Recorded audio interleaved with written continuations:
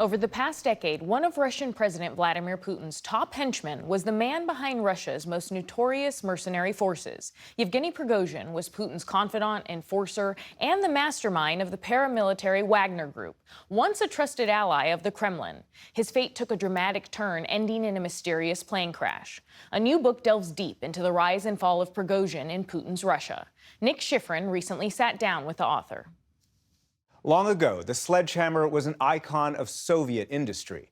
But in Vladimir Putin's Russia, it's been transformed into a symbol of savagery and an emblem of Russian resurgence, thanks to the now notorious paramilitary group Wagner.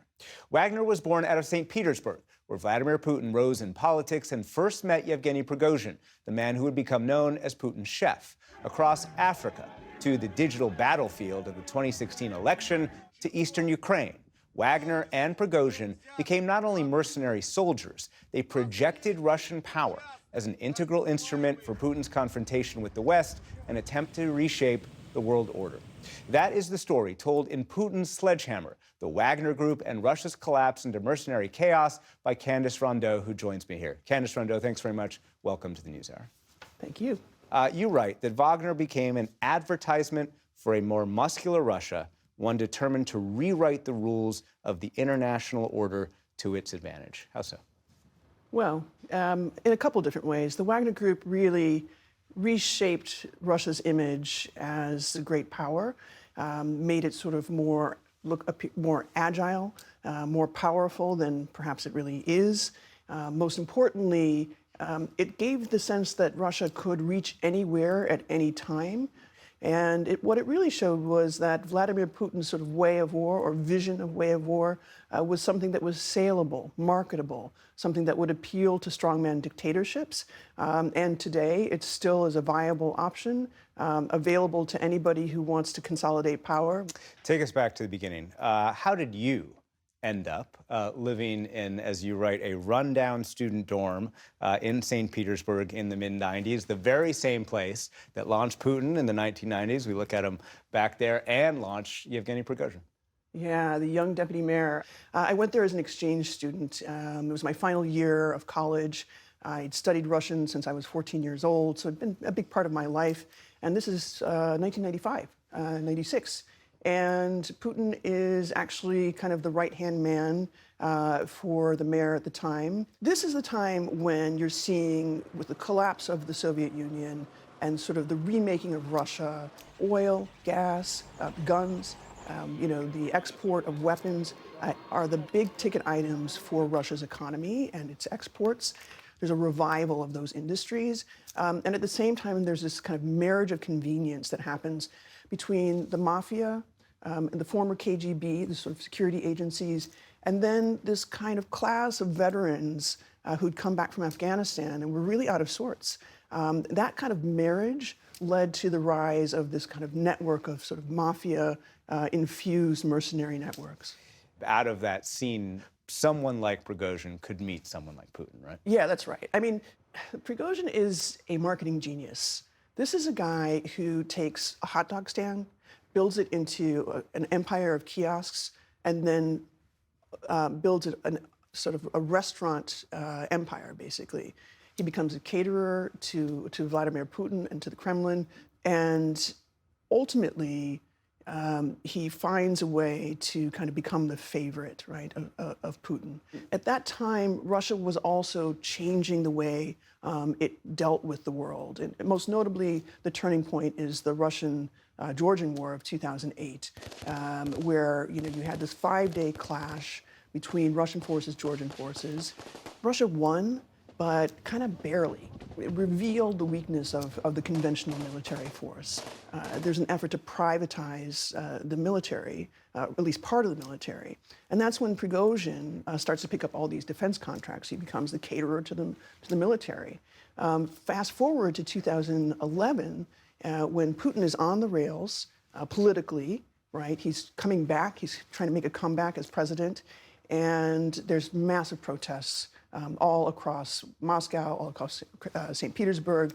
And it's Prigozhin who steps in with an online social media campaign, pro-Putin, anti-Navalny, anti-West, anti-Clinton, and he uses the Internet Research Agency. That's the first instance where you see it consolidated. You know, he was not only given permission, I think he was probably encouraged to work on behalf of Russia's interest, in particular the Kremlin's interest. You write that Putin needed to counter the U.S. and NATO influence, but do so on the cheap, without direct confrontation, and with plausible deniability. How did the mercenaries play into that? Yeah, this is crucial to understand about the emergence of the Wagner Group.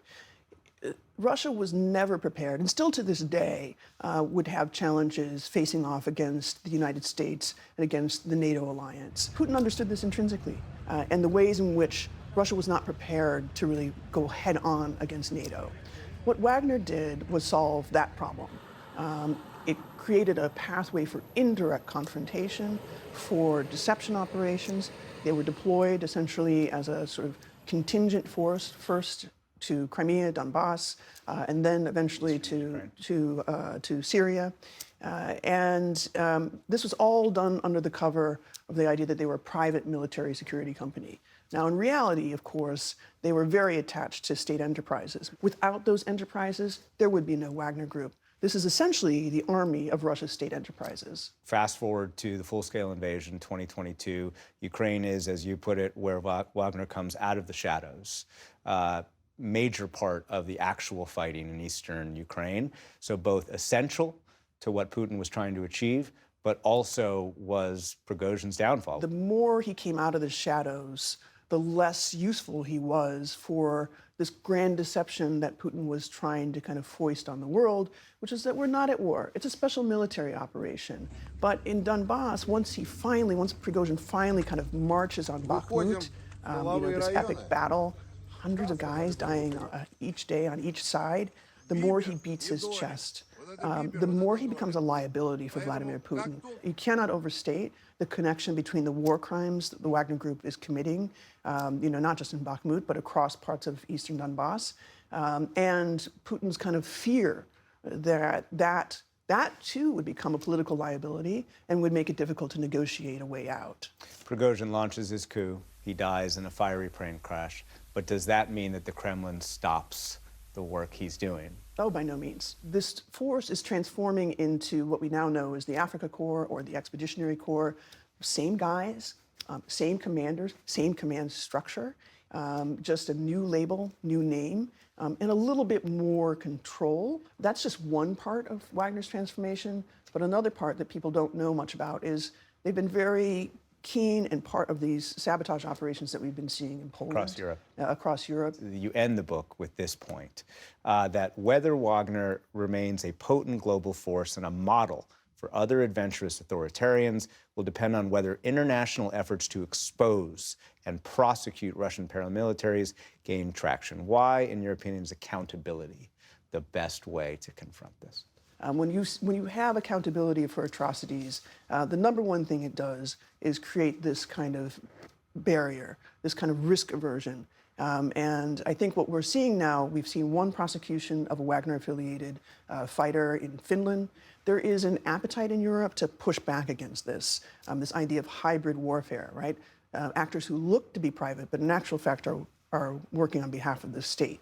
I think the more we work for accountability, we sort of do, I think, justice for victims of war crimes in Ukraine, Syria, elsewhere, the more this will be a prophylactic against anybody trying this again, we hope. Candace Rondeau, the book is Putin's Sledgehammer, the Wagner Group, and Russia's Collapse into Mercenary Chaos. Thank you very much. Thank you.